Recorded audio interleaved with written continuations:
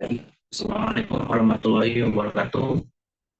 Sebelumnya, perkenalkan, saya Irfan Kurniawan dari Prodi Manajemen Universitas Cyber Asia. Baik, di sini saya akan menyampaikan hasil UAS presentasi mata kuliah Estetika Humanisme dengan judul Manajemen Konflik.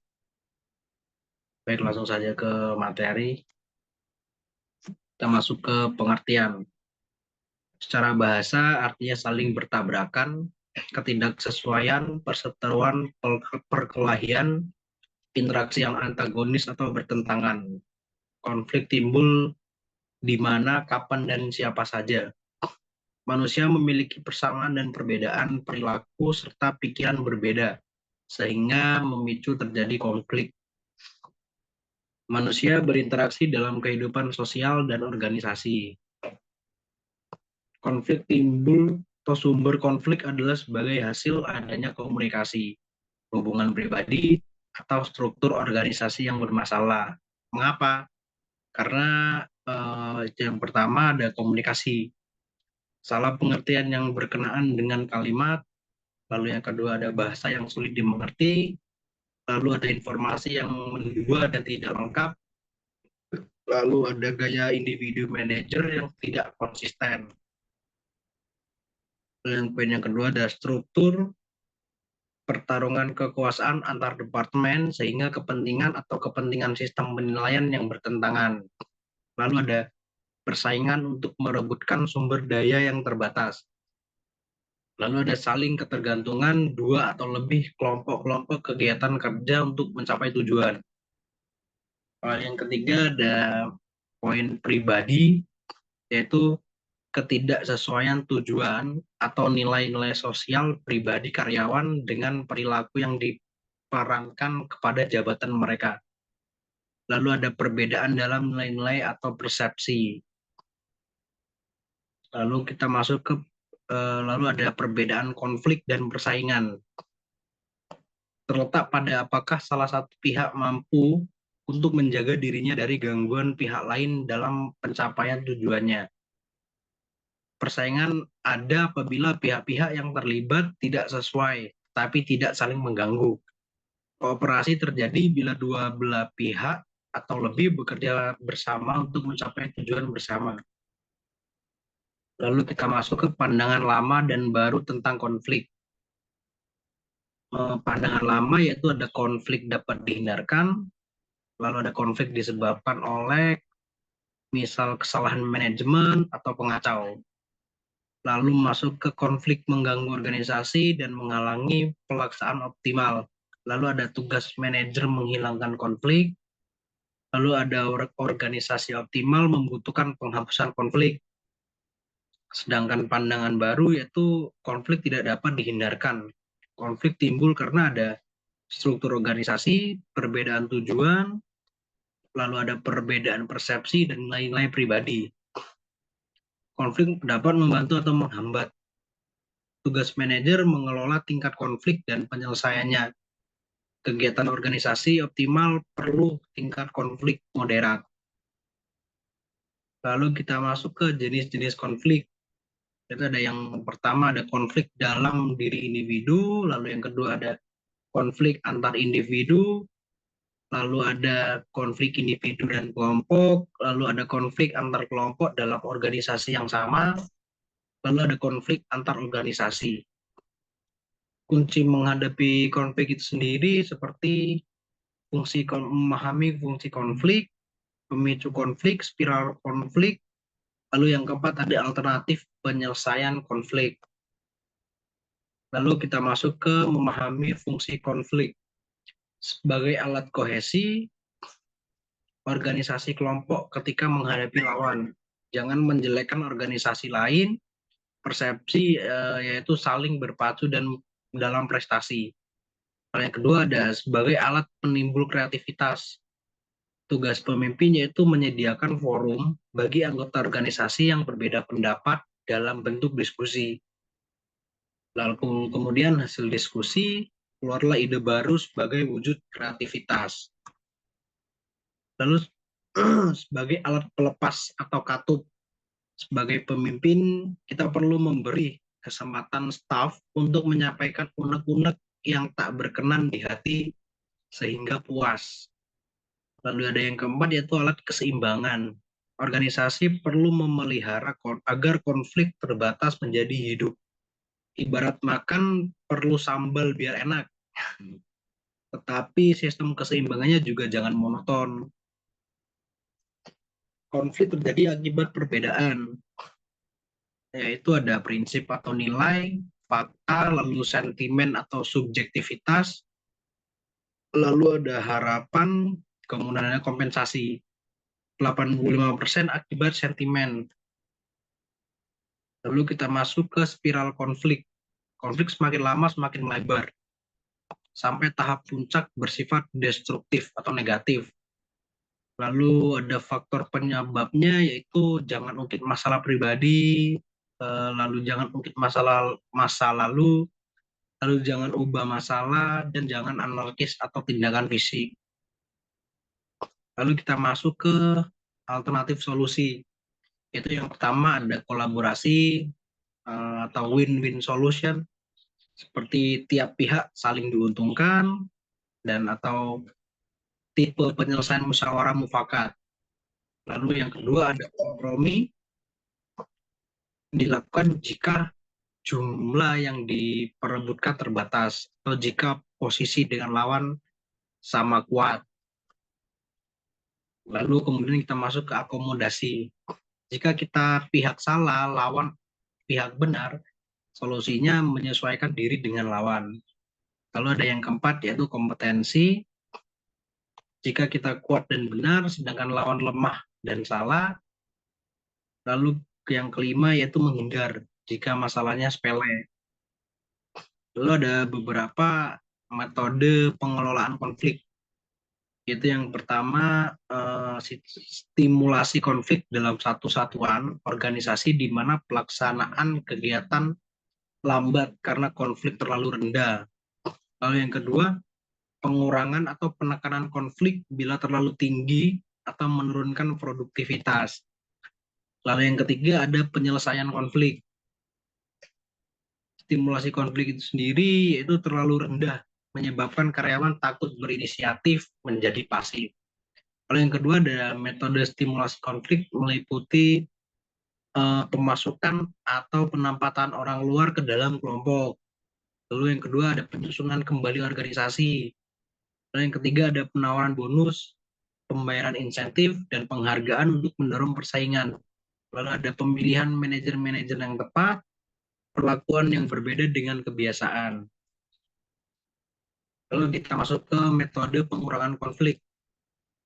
Metode ini mengelola tingkat konflik melalui pendinginan suasana, tetapi tidak menangani masalah-masalah yang semula menimbulkan konflik. Metode yang digunakan itu mengganti tujuan yang lebih bisa diterima kedua kelompok, mempersatukan kedua kelompok yang bertentangan untuk menghadapi seperti ancaman atau musuh yang sama.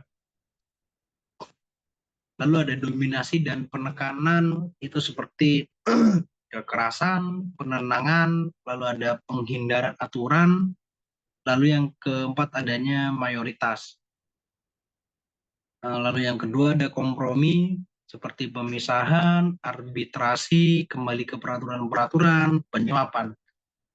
Lalu yang ketiga ada pemecahan masalah integratif, itu seperti konsensus, konfrontasi, dan yang ketiga ada penggunaan tujuan-tujuan yang lebih tinggi. Lalu kita masuk ke konflik dalam perspektif Islam. Islam tidak pernah memungkiri adanya konflik dalam organisasi, karena manusia sebagai makhluk Allah memiliki sifat yang unik dan berlainan antara satu dengan yang lainnya. Sehingga perbedaan pendapat dalam berpikir, menilai, dan mengambil keputusan merupakan tabiat yang alamiah. Akan sukar sekali untuk mewujudkan satu kehidupan dan hubungan kemanusiaan yang berlandaskan satu pendapat dan satu keinginan saja. Kehidupan tanpa perselisihan boleh dikatakan tidak mungkin kalau organisasi itu ingin memiliki prestasi dan produktivitas yang tinggi. Dalam Islam, konflik tidak harus difahami sebagai gejala yang destruktif atau sesuatu hal yang bersifat merusak, memusnahkan, atau menghancurkan dan kontraproduktif, namun bisa menjadi gejala yang konstruktif atau sesuatu yang bersifat membangun, membina, dan memperbaiki, bahkan produktif. Sesuatu kegiatan yang menghasilkan sesuatu yang berupa hal baru dan baik. Keberadaan konflik sebagai unsur pembawaan sangat penting dalam kehidupan manusia. Kehidupan tidak dapat berjalan dengan baik tanpa ada konflik. Manusia memiliki tuntutan serta keinginan yang beraneka ragam, dan manusia akan selalu berusaha untuk memenuhi keinginan tersebut. Namun, untuk bisa mendapatkannya, mereka akan berkompetisi untuk mendapatkan keinginan tersebut. Konflik akan mengajarkan manusia untuk dapat berpikir lebih maju untuk mendapatkan keinginannya tersebut, sehingga akan bermanfaat bagi kehidupannya. Oleh karena itu, Allah membekali nilai-nilai moral pada setiap makhluk dalam kepentingannya sendiri. Selagi konflik masih dibutuhkan oleh manusia, maka mereka pun dibekali oleh Allah dengan kemampuan untuk berkonflik, baik dalam fisik, roh, maupun akalnya, dan sekaligus kemampuan untuk mencari solusinya. Islam memandang konflik bukanlah sebagai tujuan, namun lebih sebagai sarana untuk memadukan antara berbagai hal yang saling bertentangan untuk membebaskan kehidupan manusia dari kepentingan individual dan dari kejelekan-kejelekan, sehingga tidak membiarkan perbedaan itu menjadi penyebab adanya permusuhan. Islam mengajarkan pentingnya untuk toleransi, menghargai adanya perbedaan yang dimiliki manusia baik sisi fisik, pemikiran, budaya, dan lain-lain, agar jangan sampai mengakibatkan perseteruan dan permusuhan. Konflik memang sangat perlukan dalam kehidupan manusia, namun jangan sampai terlarut dalam konflik yang berkepanjangan dan tidak ada solusinya, sehingga dapat merusak hubungan antar manusia dan akan merugikan manusia itu sendiri. Lalu kita masuk ke etika Islam dalam manajemen konflik. Di dalam agama Islam juga dijelaskan tentang tata cara mengelola suatu konflik agar konflik tidak bersifat destruktif, melainkan menjadi hal yang dapat bermanfaat bagi kehidupan manusia. Islam memandang konflik terjadi karena tingkah laku atau sikap manusia dalam sebuah organisasi yang tidak mempraktikkan nilai-nilai atau etika yang baik, seperti amanah, adil, bertanggung jawab, dan sebagainya. Pengabaian terhadap etika yang baik menyebabkan manusia melakukan tindakan terpuji atau masmuma, seperti gila jabatan, menindas, eksploitatif, iri dan dengki, tidak jujur, dan sebagainya yang pada akhirnya menyebabkan konflik. Oleh karena itu, langkah pertama dalam mengelola suatu konflik dalam organisasi adalah meningkatkan program-program yang sasarannya adalah memperkuat keimanan anggota organisasi.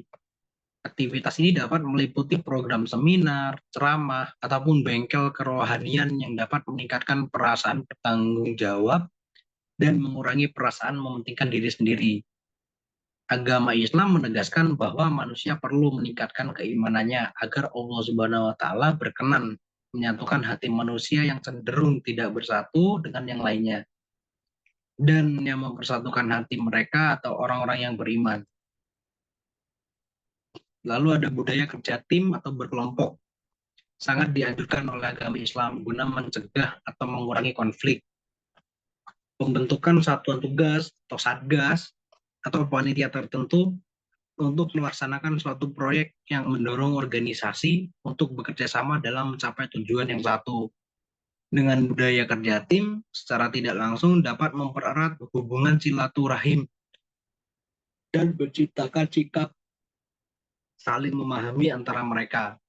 Konsep persaudaraan atau persahabatan ini amat ditekankan dalam Islam. Sesungguhnya orang-orang yang mukmin bersaudara, karena itu damaikanlah antar kedua saudaramu.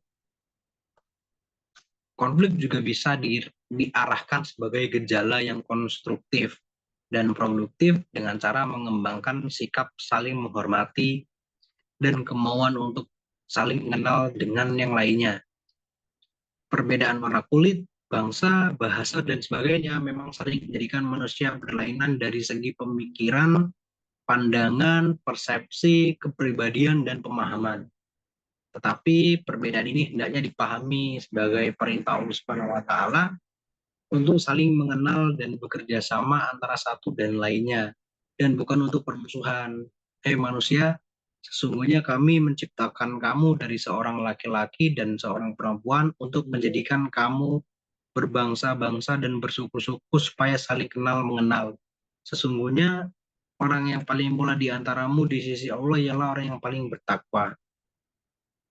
Agama Islam mengajarkan bagaimana menyelesaikan perbedaan atau pertentangan dengan cara damai. Sebenarnya konsep resolusi konflik dalam Islam cenderung memiliki kesamaan dengan manajemen konflik secara umum. Dalam Islam, resolusi konflik dapat dilakukan dengan berbagai cara, misalnya musyawarah dan perdebatan. Konsep musyawarah telah dianggap sebagai salah satu mekanisme dalam sistem manajemen yang Islami. Hal ini dapat dibuktikan dengan keberhasilan pemerintahan Rasulullah SAW dan Khulafaur Rasyidin dalam membangun dan mengembangkan kota Madinah yang penduduknya mempunyai latar belakang yang berbeda. Salah satu prinsip pemerintahan Quraini bagi masyarakat plural dicontohkan beliau dan para sahabatnya dalam musyawarah sebagai mekanisme penyelesaian konflik. Dan bagi orang yang mau menerima atau mematuhi seruan Tuhannya dan mendirikan sholat, sedangkan urusan mereka diputuskan dengan musyawarah antara mereka. Selain musyawarah, metode konfrontasi atau perdebatan dapat merupakan salah satu cara dalam mengelola konflik dalam organisasi. Dalam Al-Quran, perdebatan sering merujuk pada upaya kompetisi yang dilakukan kaum muslim dengan kaum non-muslim. Debat sering digunakan oleh Nabi Allah untuk menggapai segala tujuan terhadap agama Islam sekaligus meyakinkan pihak lain tentang kebenaran agama Islam.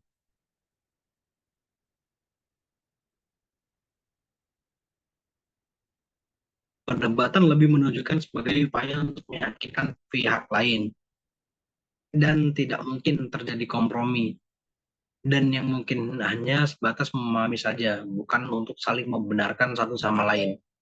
Di dalam Al-Quran juga dijelaskan bahwa berdebat harus dilakukan dengan adil dan fair. Serulah atau manusia pada jalan Tuhanmu dengan hikmah dan pelajaran yang baik dan berdebatlah dengan mereka dengan cara yang baik. Sesungguhnya Tuhanmu dialah yang lebih mengetahui tentang siapa yang tersesat dari jalannya dan dialah yang lebih mengetahui orang-orang yang mendapat petunjuk. Dari beberapa penjelasan di atas dapat dipahami bahwa Islam banyak menggunakan cara-cara damai sebagai cara untuk mengelola konflik. Islam menganjurkan kepada pemeluknya untuk memiliki sikap toleransi terhadap perbedaan yang dimiliki tiap-tiap manusia. Karena perbedaan itu merupakan kodrat Allah yang tidak bisa ditolak. Baik, sekian dari saya untuk materi estetika humanisme. Semoga bermanfaat. Terima kasih. Assalamualaikum warahmatullahi wabarakatuh.